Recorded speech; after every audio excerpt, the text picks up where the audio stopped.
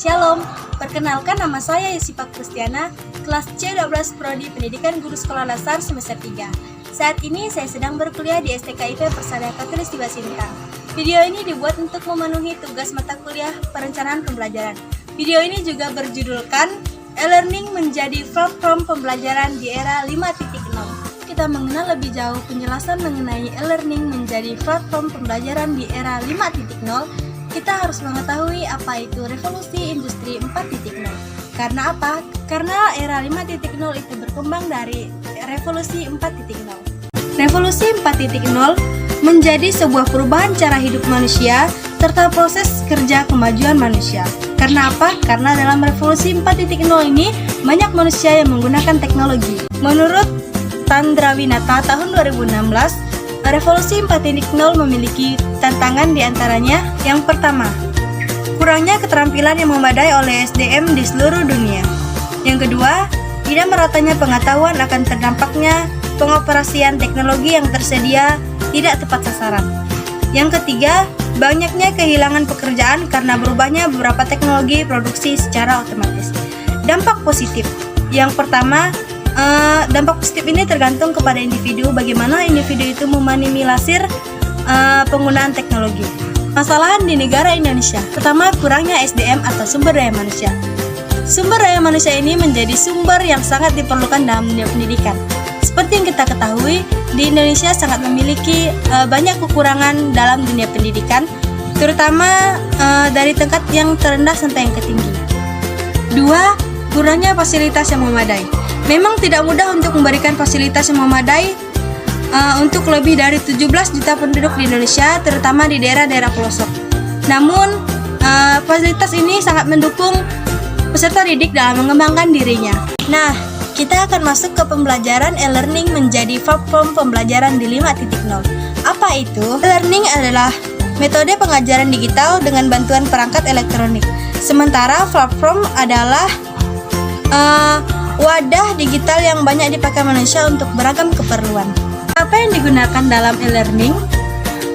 Yang pertama itu LMS model atau Learning Management System. Apa itu Learning Management System?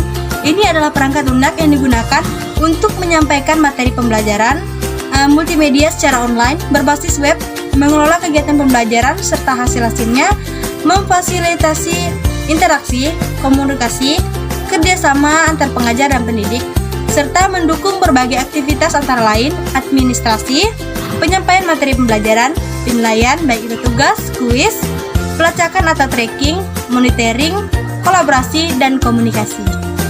Bentuk implementasi e-learning. Yang pertama, asynchronous atau perangkat lunak di internet. Contohnya seperti WhatsApp, Instagram, Twitter, dan lain-lain. Kemudian synchronous itu proses pembelajaran yang dilaksanakan secara live, baik melalui video maupun audio. Yang ketiga itu blended learning. Blended learning adalah pembelajaran yang menggabungkan semua bentuk pembelajaran, misalnya online, live, maupun tatap muka. Apa saja kelebihan dan kekurangan e-learning? Kelebihan, yang pertama, tidak terbatas tempat dan waktu. Artinya kita bisa mengakses dimanapun dan kapanpun. Yang kedua itu bahan-bahan pembelajaran mudah diakses seperti di internet. Kemudian kekurangan. Kekurangannya yang pertama itu kurangnya interaksi sosial secara langsung. Kenapa kurangnya interaksi? Karena kita biasanya ketemu hanya lewat handphone saja, hanya lewat video call saja. Yang kedua itu beberapa peserta learning yang bersifat pasif cenderung untuk malas memanfaatkan e-learning. Malas memanfaatkan e-learning ini sehingga hasil yang mereka dapatkan itu tidak maksimal. Model pembelajaran e-learning. Yang pertama yaitu sepenuhnya secara tatap muka atau konferensial, artinya kita bertemu langsung antara guru dan peserta didik. Yang kedua sebagian secara tatap muka dan sebagian melalui internet. Seperti yang saya katakan tadi, bisa melalui Google Classroom, Zoom, dan lain-lain. Yang ketiga itu sepenuhnya melalui internet. Itu artinya memang menggunakan internet, contohnya Zoom, Classroom, dan sebagainya. Manfaat learning dalam dunia pendidikan. Yang pertama, fleksibilitas tempat dan waktu. Jika pembelajaran konvensional di kelas mengharuskan siswa untuk hadir kelas, Maka e-learning menjadikan pembelajaran lebih fleksibel dalam memilih tempat dan waktu untuk mengakses pembelajaran. Yang kedua, independent learning. Independent learning ini memberikan kesempatan bagi pembelajar untuk memegang kendali atas kesuksesan mereka. Yang kedua, independent learning. Independent learning ini memberikan kesempatan bagi pembelajar untuk memegang kendali atas kesuksesan mereka masing-masing. Yang ketiga, biaya yang bisa dihemat dari cara pembelajaran learning yakni secara finansial. Biaya yang bisa dihemat antara lain biaya transportasi ke tempat belajar dan akomodasi selama belajar. Yang keempat, fleksibilitas kecepatan pembelajaran. E-learning dapat disesuaikan dengan kecepatan belajar masing-masing siswa. Apabila siswa belum mengerti dan memahami modul tertentu, maka ia dapat mengulanginya lagi sampai ia paham. Yang kelima, standarisasi pengajaran. Pelajaran learning selalu memiliki kualitas sama setiap kali diakses dan tidak tergantung suasana hati pengajar. Yang keenam, efektivitas pembelajaran. Penyampaian pelajaran learning dapat berupa simulasi dan kasus-kasus, menggunakan bentuk permainan, dan menerapkan teknologi animasi canggih. Strategi penggunaan e-learning sebagai platform pembelajaran di era 5.0.